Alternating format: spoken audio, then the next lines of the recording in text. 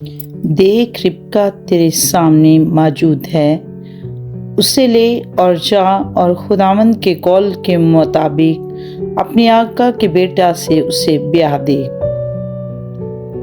جب ابراہیم کے نوکر نے ان کی باتیں سنی تو زمین تک جھک کر خداوند کو سجدہ کیا، اور نوکر نے سونا چاندی کے زیور اور لباس نکال کر ربکا کو دیے، اور اس کے بھائی اور اس کی ماں کو بھی قیمتی چیزیں دیں۔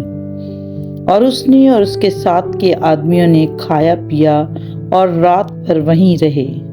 صبح کو وہ اٹھے اور اس نے کہا کہ مجھے میرے آقا کے پاس روانہ کر دو۔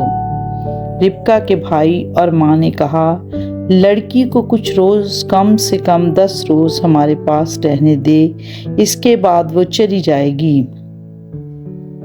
اس نے ان سے کہا کہ مجھے نہ روکو، کیونکہ خداوند نے میرا سفر مبارک کیا ہے، مجھے رخصت کر دو تاکہ میں اپنے آقا کے پاس جاؤں۔ انہوں نے کہا، ہم لڑکی کو بلا کر پوچھتے ہیں کہ وہ کیا کہتی ہے۔ تب انہوں نے ربکا کو بلا کر اس سے پوچھا، کیا تو اس آدمی کے ساتھ جائے گی؟ اس نے کہا، جاؤں گی۔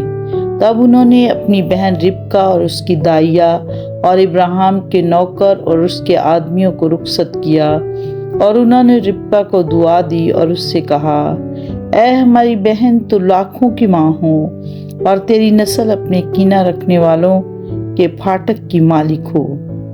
اور ربکا اور اس کی سہیلیاں اٹھ کر اونٹوں پر سوار ہوئیں اور اس آدمی کے پیچھے ہو لیں، سو وہ آدمی ربکا کو ساتھ لے کر روانہ ہوا۔ اور اسحاق بیرلائی روئی سے ہو کر چلا آ رہا تھا، کیونکہ وہ جنوب کے ملک میں رہتا تھا۔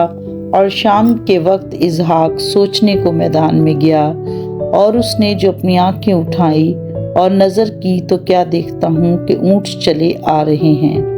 اور ربکا نے نگاہ کی اور اسحاق کو دیکھ کر اونٹ پر سے اتر پڑی، اور اس نے نوکر سے پوچھا کہ یہ شخص کون ہے جو ہم سے ملنے کو میدان میں چلا آ رہا ہے؟